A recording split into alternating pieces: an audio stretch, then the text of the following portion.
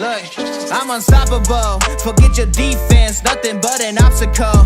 Run it back, switch it up, call it audible. Serving up them Hail Marys till the game over with the showstopper. So hot, you gotta blow on it. I said I'll huff and I'll puff, then I'll pass to my left while I'm looking to my right. Hit him right in the chest. It be looking like magic, better give me the throne. I ain't talking about Patrick, but I rep my home. I'm never at the end of my zone, I'm bad to the bone. Eating up these pig skins like they chicharrones. And you a douche cabron. Mira, mira at the mirror on the wall. I'm the greatest of them all. They gon' put me in the hall. Your name is only written in a bathroom stall. Quit your stalling and make a play. My drive too long, pop the clutch, I don't pump the brakes. I know what it takes to gain the muscle, get rugged. These butterfingers be fumbling, squash a scrimmage and rub it in Robitussin. How I give them concussion, they seeing double, they rushing and pass the shovel, the dirt and rubble, I bury them under it. Stay in your huddle and get 10 yards back, never turn your back. I'ma pull your flag, I go full contact, out punch, out kick like a shotgun blast on one out snap. It's a fact that I'm unstoppable. Forget your defense, nothing but an obstacle. Run it back, switch it up, calling audible. Serving up them Hail Marys till the... What's good, Coach Nation? Welcome back to a new episode of Horseshoe Mob podcast. And I want to go ahead and introduce the guy that's on the panel with me, the co-host, Austin. How are you doing, my guy? What's up? I'm Austin. I'm doing good. How are you? I was doing good until you told me the score of the Yankees game. So, and then you already got the Colts doing Colts things with Chris Ballard signing something. Some guy that retired 4 years ago. I can't even say his name. You said it before we started the episode, but I don't even know his name now. So I mean, he signed a veteran safety. I think most likely be a camp signing. Former Charger player. Don't know his name because he probably wouldn't even play. Yeah, it's Nasir Adderley, I think is what I said. Yeah, what Austin said, Nasir Adderley, a guy that probably wouldn't play week one, but just trying to have more guys to add to the 90-man roster before they do the cut downs. So shout out to the newest safety that the Colts signed, who recently retired a couple years ago, but decided to come out of retirement, and Colts gave him his first chance. So guys, welcome back to a new episode. If you're watching on Facebook, you're watching on Twitch, X, you name it. Give us a like, give us a share, give us a comment. Let us know that you're supporting the brand. If you're on YouTube, give us a subscription. Go ahead and subscribe to the channel. Like, share, give us a comment as well to let us know that you're here to support the brand. Also on YouTube. And we're expanding, guys. Same likewise with TikTok. If you follow us on TikTok, give us a follow as well. Give us a like and a comment. Let us know that you're here. You want to, join the fun. And if you're on Facebook, give us a star. Support us. Everything helps to create more content for you guys. The more support, more content we push out for you that we do on a daily to make sure that you guys are staying updated with all the Coast news and everything for us, the lives and everything too. So yeah, give us a star if you're on Facebook to support the Horseshoe Mob podcast. We thank you, appreciate all your support. And one of our biggest supporter is Teresa. She says hi to me and then Mr. Cookie. I'm not saying Cookie, she's saying it, But the reason why we're here is because of our sponsorship, and that is Fan Battle Sports. It brought us together. Austin decided to reach out to those guys and say, hey, I want to start a podcast and I need some others that are passionate as I am. So they brought us together. Fan Battle Sports brought us together, but you can now follow us on Substack, and you can subscribe to the network where you can find all the previous episodes. You can see the articles that's written. Got one out for Kenny Moore, but we'll talk about Kenny Moore in just a second.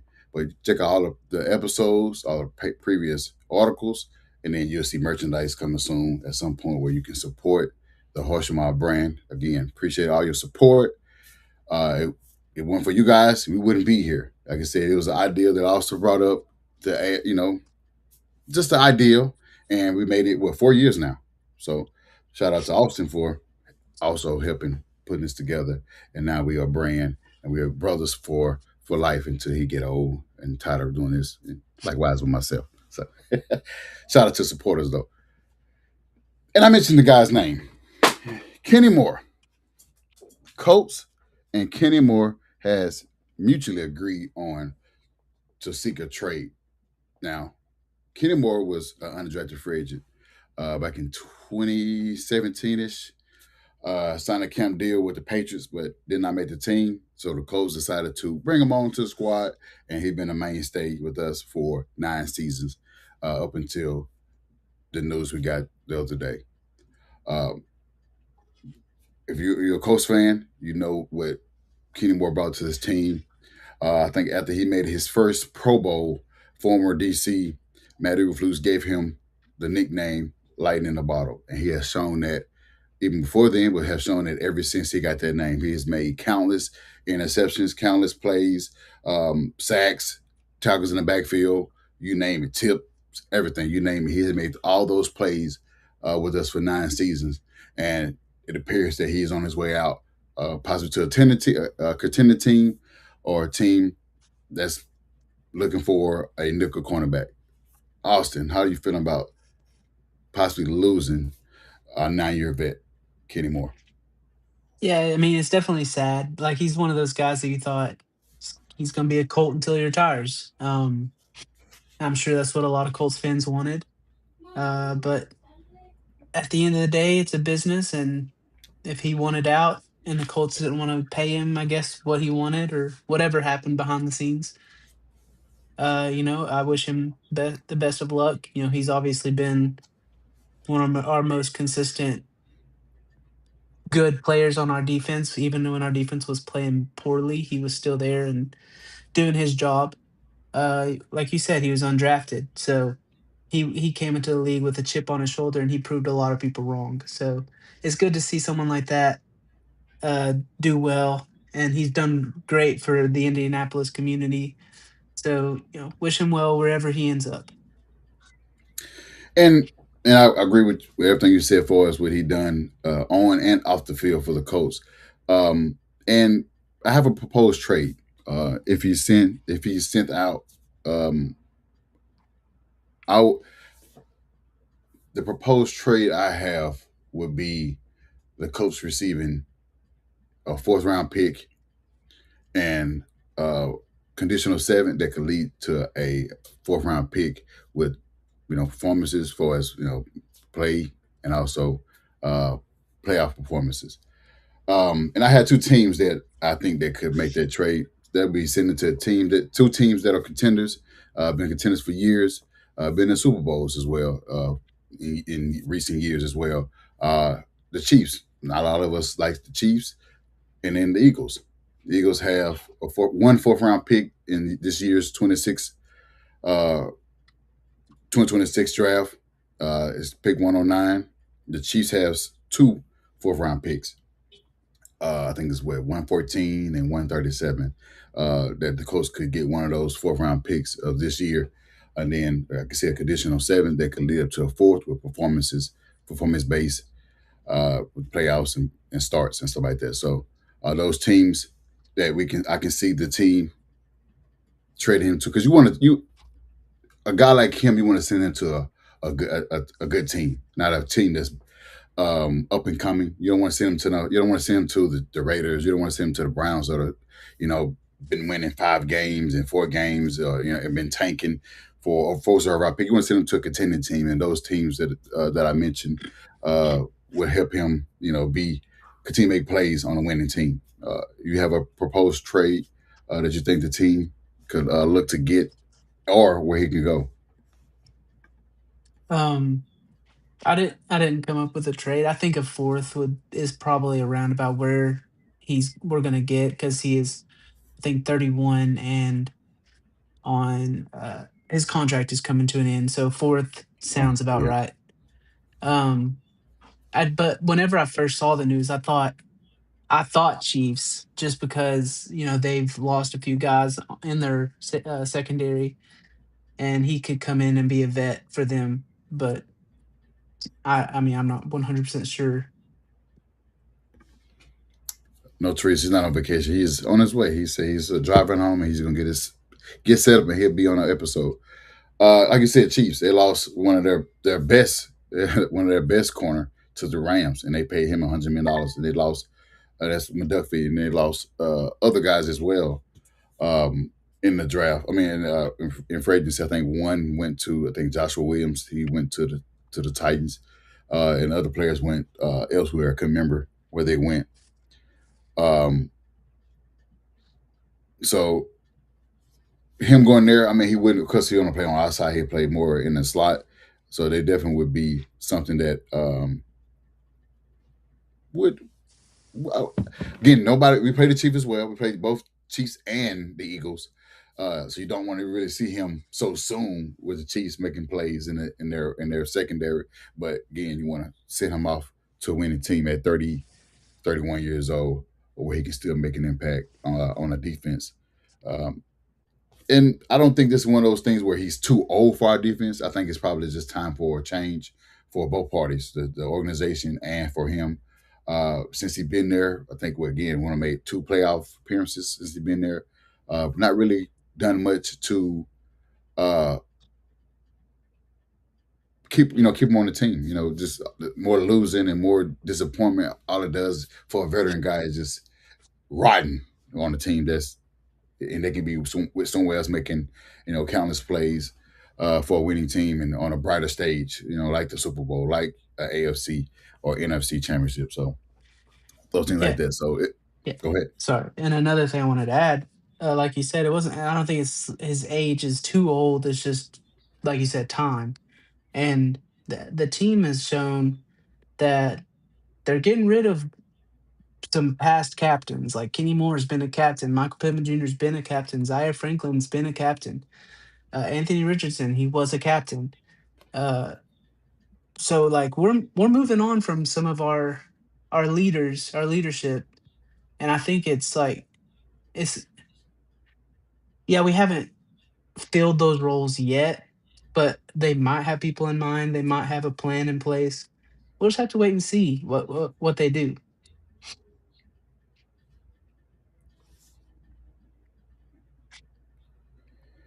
And like I said, and then then I think Baller said he wants to get younger on defense, so he did that with the front line, and he also did with the linebacker core. He didn't bring back Pratt. Zaire was getting on the older side. He got sent to the Packers. So we are getting younger at all positions. We don't really have the older guys on our defense, and we're getting faster as well too. So not saying he's not fast anymore, but Justin Wiley, we see what he did in Minnesota in college. He just wasn't able to play his year one because of injuries. So he has an opportunity to make that transition in that spot that Kenny been a mainstay for 9 seasons on the Colts. So hard feelings. And always, as always, it's a business. These things happens all the time. When you don't win, and the player is not satisfied. And I mean, and the team not satisfied with the player. Don't know why they wouldn't be, but hey, we wish him well in all any future endeavor. Let's get into the draft. Last week, me and Austin break down our first three picks of seven, and this week part two. We will break down the last four of the draft picks that will start on the 24th, that Friday at 7 Eastern time, 6 Central if you are in Central time like me, but if you're in Eastern like Austin, it'd be at 7 p.m. So Austin, your next four. What are your predictions on who the team will most likely or could draft in those spots? Do you want me to go over all four? You do like you did last time, back Okay. and forth. Okay. Yeah, I'll go with my round five, pick 156. I don't know if he's going to fall this far, but he fell this far in my draft that I had. So I'm going to pick him, obviously. I picked linebacker Harold Perkins out of LSU. He ran a Ah, 4.38 at his pro day. That's super yes, fast, especially for a linebacker. yes. Um, he has really good pass rushing abilities, and he showed in his last season he can also play coverage, uh, which is what we need in a linebacker. We need a coverage linebacker. And if he falls to the fifth round, I just think it'd be a no brainer. Like we would have to like sprint to the podium and say, yeah, we're taking him. And see, I had him. I think I talk about him. I've been since the season ended. I was like, I would love Harold Perkins. That's if we don't get like Jacoby Rodriguez and Anthony Hill Jr. Those two guys who at the top of the list for as linebackers. But Harold's pretty good too out of LSU. We've seen what he's done over the years as a linebacker. Like you said, he's great at coverage. I would love to get him in fifth round from him dropping from, and I think he's his projection is between the first and second round. So for him to drop 3 rounds later, and we can that's a no brainer if we choosing to go receiver in the first round. I mean second round, and then going edge rush in third round. If he's there at fifth, I would definitely suggest the team to do that. Yeah, but that's a big if. Big if, big if. Because like I said, having a guy that's still on the board to fifth round, I think teams like the Eagles would pick him just because Yeah. they've done it. They've done it with so many linebackers from Georgia. Uh, yeah, actually, they didn't get so many Georgia linebackers um, in back-to-back rounds, back-to-back drafts. So I would go look at my fifth round. I got a D line out of Cincy, Dante Corleone. I mean, he's what I've seen that he's built to control the middle of the line, which that's what we have in Grover. Again, another older guy on the D line as well as Defoe, but having him in the one tech definitely will help us. He's not a sack number. He's not a high energy, high sack guy. He's just more so of creating more double teams, which I think again that's what Grover Stewart does. Draw more double team, um, and create more opportunities for the linebackers to get into those gap and make those tackles, which is what you see from Akeem Gathers, and you'll see more Jalen Carlisle's make those plays with those double teams that he create at the line. He plays the natural power and leverage, making it difficult for players to make offensive lines to move him, which that's what Grover does right now currently. Biggest strength is ability to take on again double teams and still hold his ground. He uses strong hands and steady base to anchor inside. Where he limits a pass rush. Likewise with Grover Stewart, but he will likely with those limitations he will likely be out on passing downs. Again, that's what Grover Stewart likely when the passing down comes. Grover Stewart is sitting down, and we had Gallimore came in and he rushed the passer. So another depth piece guy on the interior.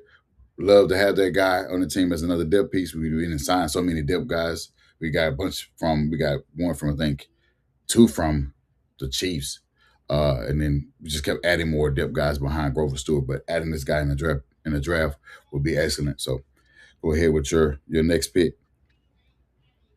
Yeah, and for the sixth round, pick 214, I got a offensive lineman, Pat Coogan from Indiana. He's Ooh, 6'5", 311 pounds. He has good technique and he has high football IQ from everything I've saw.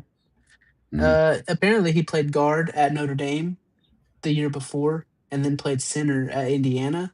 So, one of those rotational guys that can back up a guard and back up a center, which is really big, especially like as a backup lineman. Um, so yeah, I mean, I think he would be solid depth guy for a 6th round pick.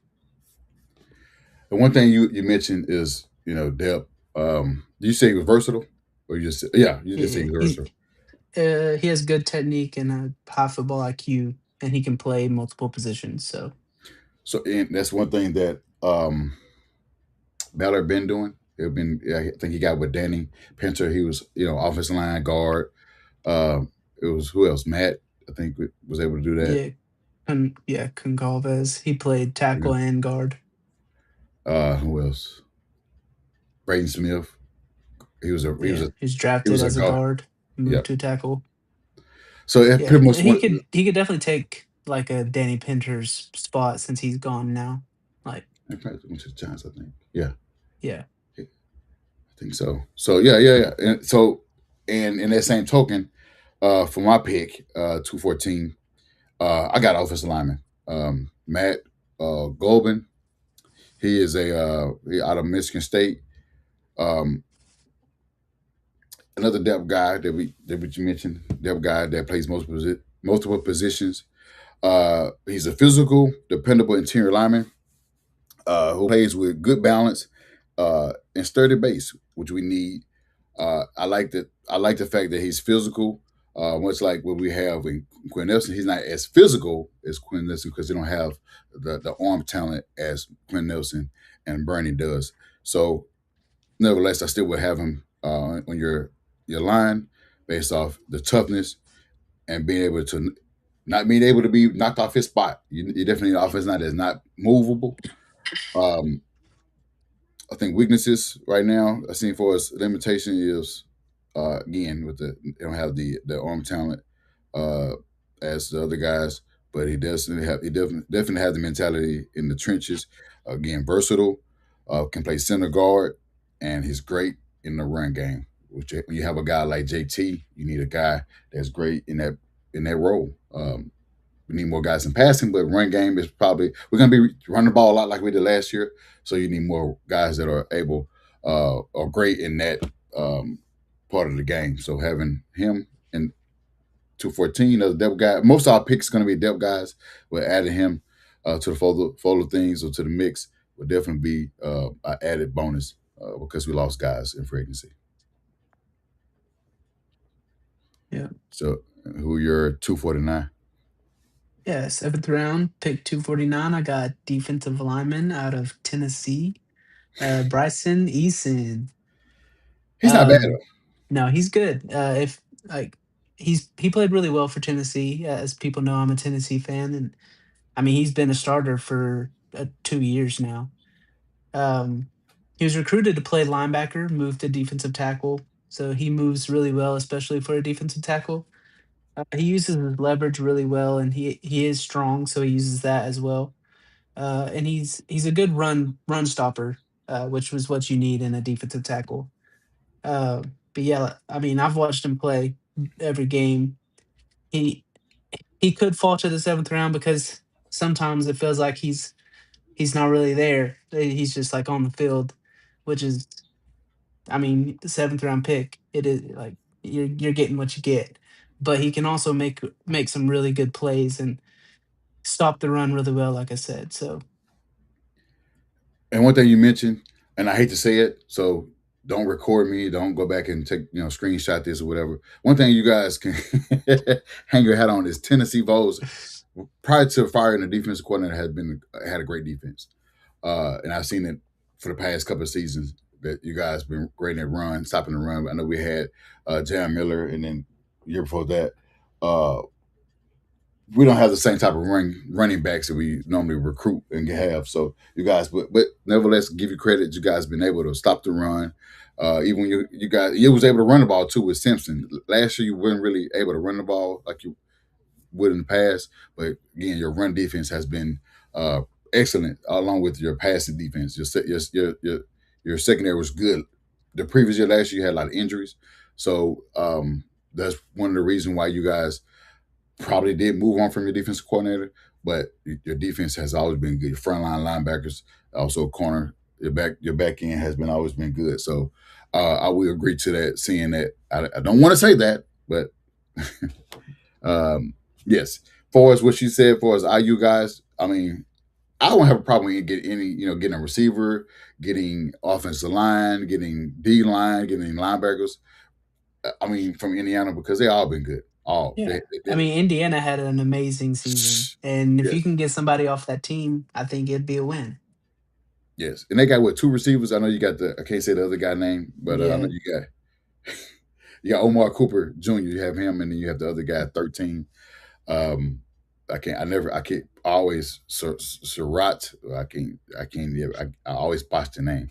I would have to always. It's like I do that when asked about the name. I'm like, when I'm not thinking about it, not asked, I know the name. But once I had to ask, like, I don't know his name. I keep forgetting how to pronounce his name. So having him definitely would help this team really well. So and my guy, I got a safety. Even though we just signed one today, I got a safety, Austin Brown out of Wisconsin. We did get a guy, a Badger last year. It was Hunter Waller, Yeah, Hunter Waller. safety, another safety. So they teammates. They know each other. He's 6'1", 210 pounds. Thumper. Plays like a box safety, which we've seen that with Cross. We used to see that a lot with Bob Sanders. But seeing it with Cross, who recently was there, who isn't afraid to um, afraid of contact. You need a safety that's not afraid of contact. That's not what Bynum does. He's more so, tackles and making plays. He's not a thumper. He's not. I'm not saying he's not afraid of contact, but he's not that type of guy that's in the box. So he's a strong tackler who brings force when coming downhill. Another thing stood out that he has good straight line speed. We need speed on his defense when we're getting younger. So having that in that position, good. The only limitation that I see is that he is inconsistent in coverage, which we can get that worked on. But it don't look like something that he'll start. So I'm not too worried about that. Uh, but if he can come in and make plays, maybe so on special teams and also in downs where we need him. Again, he's a play like a more so in a box safety role, and he can go downhill and he's not afraid of tackling guys. He's gonna put a hit on you. So adding Austin Brown to the mix, to the already stacked safety room and stacked cornerback room, definitely would be a bonus. Could be a guy that could get cut. We don't know because we got so many guys in each of those rooms. So adding Austin would be something to look out for if he's drafted. Yeah, And and our he has a last cool picks, name. yes, Austin. Yeah, he definitely would. Has a great name. And Yeah. our last So pick. yeah, the last pick for me, I have as 7 254, a quarterback out of Baylor, Sawyer Robertson. I saw that. We've talked. It's always good to just take a swing at a quarterback about every year in the draft. What's it gonna hurt you? Right. He has one of the better arm talents in the draft, and he can run if needed. His mechanics are what really needs work, especially his lower body. I've noticed some things that I've saw is this is not the best, but that can be fixed. I Mhm. see him as like a Davis Mills type backup quarterback. So, Long neck. not as long. I got you. And as you can see, what Davis Mills brought to the table when the Texans lost their quarterback, he won 3 straight games and helped them uh, during the time of their starting quarterback out and kept him afloat. And I think they went on like a nice win streak up until they got their quarterback back, and then he went on a win streak, and they end up being second in the division, knocked us down to 3. And of course, uh, the Jags won the division, which still I don't want to talk about that as it's over. But yeah, helping that he come in and help his team when needed, and that's you need a guy like that. And hang on, uh I got. Oh, you can keep going. You were still breaking out here. No, no, I'm done. I got for the last seventh overall, last seventh pick, 249. You wouldn't guess it, but I got another receiver, Eric Rogers. I've watched this guy. I did watch at least 1 or 2 games last year at Georgia Tech, and I like the way this guy performs on the field. Uh, Again, he won't probably start being a 7th round pick, so more so would be on the special teams. But I would like to break down what I saw on film is that it's gonna be a late round receiver, likely to projected as a depth receiver uh, with fundamental speed. Not necessarily a true burner, but fast enough to stress some defense out. Not a T.Y. Hilton type of stretch, but decent speed, like what Ashton Doolin, the great Ashton Doolin brings to the team. Even though he's faster, but Ashton Doolin, Ashton Doolin's a dog. he's good at run blocking. You need a receiver that can block, like what we've seen with Michael Pittman did for us for 4 to 5 years with the team. He was able to set the edge and block his man where for in the run game. So seeing that from Eric Rodgers definitely makes this pick much special to me. Having him in that, being able to block and run. Another thing I see is that good in crossing routes. Uh, he has, as far as running precise routes, I would say that you definitely need a receiver that's good in their route tree. And playing in multiple spots. He's good in on the outside and also good in the slot where that's where Josh Down is at. So having him in offense, having him in offense that can do multiple positions on the outside and inside, definitely would help the team out on offense. Most likely will contribute again to special teams before making a jump to starting lineup or just having reps in the lineup on offense. So that would give us full 7th-round pick. We didn't mention the picks that we could probably possibly get from Kenny Moore trade, who could possibly trade on draft night. So we could get 8 picks, 8 picks, 9 picks, depending on if Kenny Moore is traded, depending on if either Grover Stewart or DeForest Buckner is traded. Not saying that they will be traded, but we know on draft day, stranger thing has happened. You already have Dexter Lawrence requesting the trade from the Giants. He can be traded on draft night next week. So you could just never know. And judging by your face, Miami is probably losing, huh?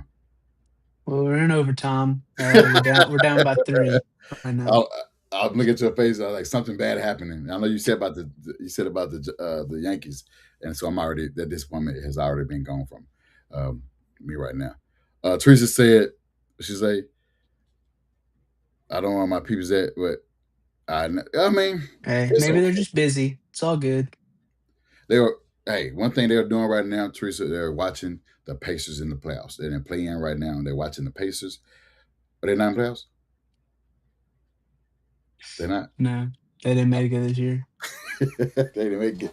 It's okay. We'll see them next week when we have the big draft party because that's what we pretty much going to end the episode is because we're gonna have a draft party next week on Friday at 7 p.m. Eastern time.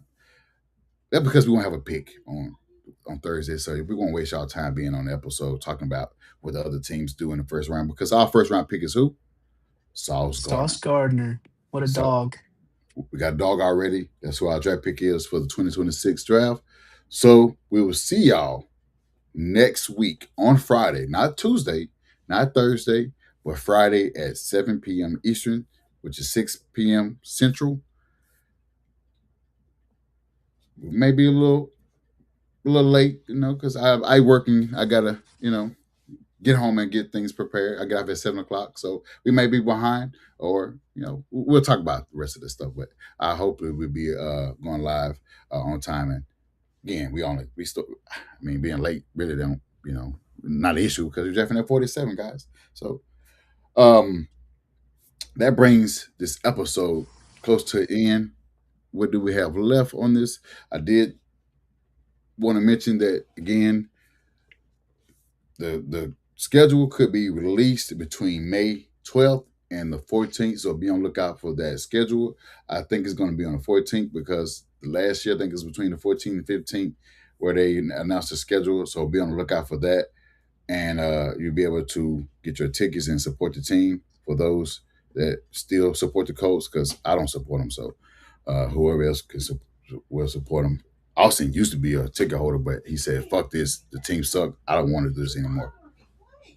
No, he didn't Eh, do It's just a that. far drive every week, so Was it like 6 to 8 hours you were driving, yeah, every other about week? six something. So That's tough. save a little bit of money and just watch it on TV. Hey, I mean, yeah, that's true. Especially when it's a local game like the Tennessee Titans when they're playing, you don't have to worry about um, buying anything. So she said, I know they're not in the playoffs. They won 19 games and they probably lock up the top five spot in the playoffs. So I know that. I was just joking around, keeping us going because waiting for your friends to come. So and they probably won't come. So we're gonna be out, guys. So Austin, if you don't have anything to bring to the episode, we are going to be out. Unfortunately, Harish could make it because I know he was traveling, and that's okay. But I can go ahead and talk about his. I'm not going to break down his pick, but I can give you his last four picks in the draft. So I said last week he had Mason Thomas, edge out of Oklahoma. He had Josiah Trotter, Missouri. I think That's you, right? I think that's mine. Oh, gotcha. My bad. He Yeah, had last week. He had for his 47 pick. He had Anthony Hill Jr. He had his second pick. He had Jeremy Bernard. He had Kay Kubnick, the quarterback out of Clemson. He had Will Lee, Tyler Yaden, Patrick Payton, and DJ Campbell, all of his 7 picks. So next week, with me and Harish will be on episode because Austin will be out, but that's fine. He might have appearance. He might join in. He might yeah. make an appearance. We could get done before our pick. Who knows? Yeah, so he might join us and uh, celebrate what could be a game changer at 47. We could possibly trade up, could possibly trade down, get more picks because we got 7. So we never know. We could also get trade Kenny Moore. So we know Chris Ballard does a lot of things in the second round.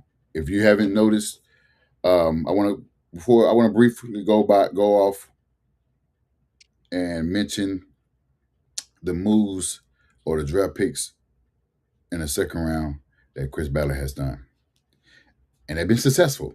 Shaq Leonard, second round. Brady Smith, second round. Jonathan Taylor, second round pick. Michael Pittman, second round pick. Adam Pearson, second round pick. Bernard Ryman, second round pick. Josh Down, second round pick. So those are all of their 2 picks that we have had in over the last couple of years that has been great for this team. So for those who are doubting 47, be mindful of the guys that we got in the past draft and second round because all those guys have been great for this team. Um, so just keep an open mind that it probably won't be sexy, but those guys has always panned out in the day 2 pick. So on that note, Austin, let everybody know where they can find you on social media. Yeah, you can find me on X at Cookie Austin 2. Yes. And you can find myself. She said, can we make AR a water boy? Teresa, I don't know your infection. I don't know why you so obsessed um, with AR, but he's not. He's not going to be the second guy. He probably is going to be behind Riley Leonard. So I mean, there's nothing that we can do right at this point. Right now, no team is looking to trade for him because he had no value. Uh, I mean, he can sell nachos in a concession stand in the stadium. I don't care. But right now, he's the quarterback on the team until they make a move, and he could be traded as well on draft night. We don't know that. Things could happen sooner than rather than later. So again, you can find all of us on social media. Austin name is on the bottom. My name is on the bottom at I'm Josh Senior, and Harish is Donka Gandhi. But for as the brand, for as the podcast, you can find us on all the platforms such as uh, Twitch, X, Instagram. You got TikTok. Find all of us on HS Mob Podcast. Find us, and that's also on YouTube as well. Facebook is Horseshoe Mob Podcast, so you can find all of us on all those social media sites. Give us a follow, subscribe, like, comment, you name it. Spread the word to everybody. Let them know that we are here every Tuesday night at 9:30 Eastern Time. So we'll see you guys next week on Friday, April 24th at 7 p.m. Eastern. On that note, guys, we will see y'all. We will see y'all soon. We ain't gonna be going too long. We'll see y'all soon. So on that note, guys, see y'all later. Always, forever for the shoe. On one out snap, it's a fact that I'm unstoppable. Forget your defense, nothing but an obstacle. Run it back, switch it up.